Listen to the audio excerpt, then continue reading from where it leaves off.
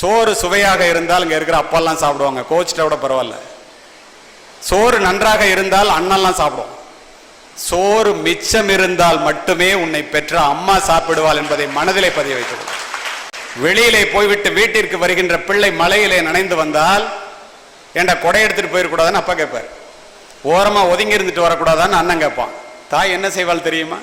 தன் பிள்ளையினுடைய நனைந்த தலையை முந்தானையால் துவட்டி, இந்த பாழாய் போன மழை என் பிள்ளை வெளியிலே போகும்போதா பெய்ய வேண்டும் என்று மழையை திட்டுவாள்.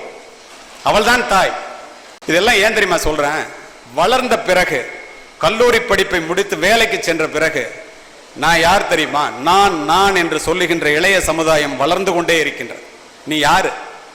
உன் உடலிலே ஓடுகின்ற ரத்தம், நரம்பு, எலும்பு, சதை, உயிர், உடல் அத்துணையும் உன்னுடைய பெற்றோர்கள் போட்ட பிச்சை என்பதை மறந்து விடாதீர்கள்.